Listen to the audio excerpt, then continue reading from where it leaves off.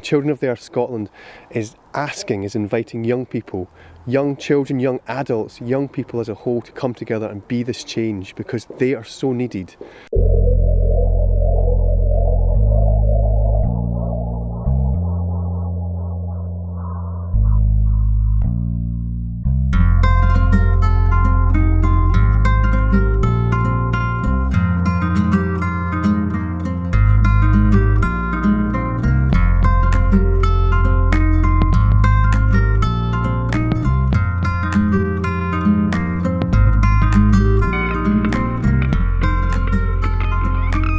The virtual reality is out of balance. It's consuming way too much energy to my perspective. I like technology. I like to have my iPhone and my iPod and... We have technology as well. I'm broadband where I live and computers. And this virtual connection starts becoming unhealthy. The theme is this interesting interplay between virtual and natural. We need to meet each other, we need to play together, we need to create together, we need to go outside and meet the world that we're living in and on. And that's what this project is about. The Belong project, it takes people who have maybe lost their centre a bit and gives them some tools by which to find it again. I think it's a real opportunity for young people to give themselves the time, because they're so busy, they have so many things, there's so many expectations often placed on them and the way to live, that it's an opportunity for them to get together, both on their own and as a group, to just explore the natural world. It's allowing people to be the people they want to be. So in a nutshell, the Belong project explores the tensions we experience between the virtual and the natural world.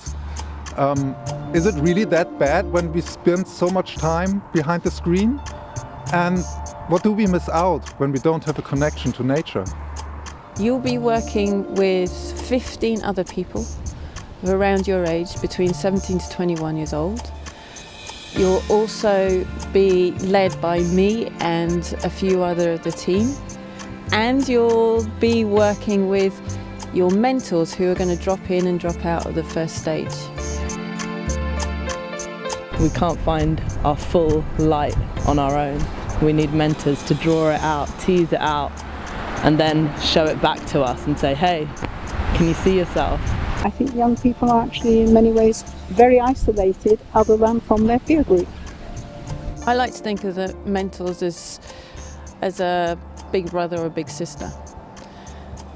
Really, they're just someone who's been on the planet a little bit longer than you, and so they have a different perspective. They don't necessarily know more, but they have a different perspective. What mentoring is for me is the very active, caring dialogue between generations. So the project happens in 3 stages. So in stage 1, you're going to be in a theatre with 15 others. Your mentors are going to be coming and going over the period of the week. We're going to be playing games together, which will be about confidence building and team building, and we're also going to be researching the theme, which is the natural and virtual worlds. To me, the virtual world is a tool, just like any tool, and it's not inherently good or inherently bad, it's just how you use it.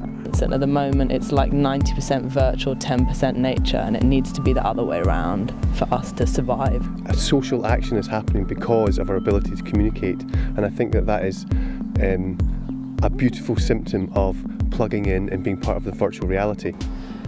And then we're going to be working out how to present what we found out to an audience. The participant will face the challenge of really expressing oneself in a performance, which is an edge. So we invite the edges. In stage 2 we go unplugged and we go on camp together. To actually spend 24 hours, day and night, outside, with your feet on the ground, sleeping on the ground, just being in contact with the elements and seeing the moonrise and the sunset and the sunrise. I love the natural environment for the mirror. I can ask a question and I hear an answer. So for me, I spend a lot of my time indoors in front of a computer, and for me it's just so necessary to be outside for a prolonged period of time, to remember about the natural world and to remember that we are a part of that.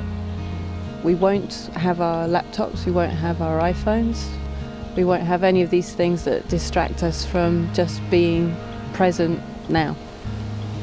And importantly, we're all going to be going solo in nature. This is the place that keeps me sane and gives me my inspiration. It's just you and nature. It's not you and anybody else that you're judging yourself by. Stage 3 is the part where we are filming the whole process. We're going to create a documentary of this process.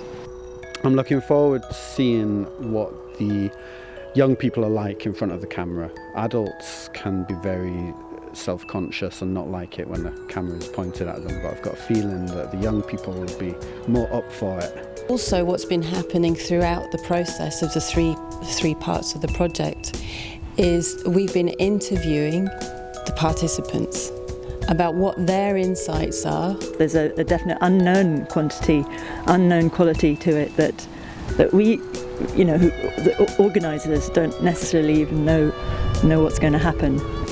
So it's a completely different way of learning to sitting down and reading a book or listening to someone giving information. It's all about bringing forth this innate brilliance that humans have. Participating in this project is an opportunity for you to share your experience, who you are, and what your visions and your dreams are for your future and the future of your community, and why not the future of your planet.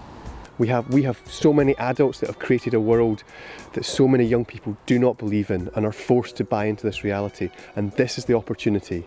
This is the time for young people to get together and say, no, there are other ways, and let's explore it together, and let's do things the way we want to do because it feels good. Will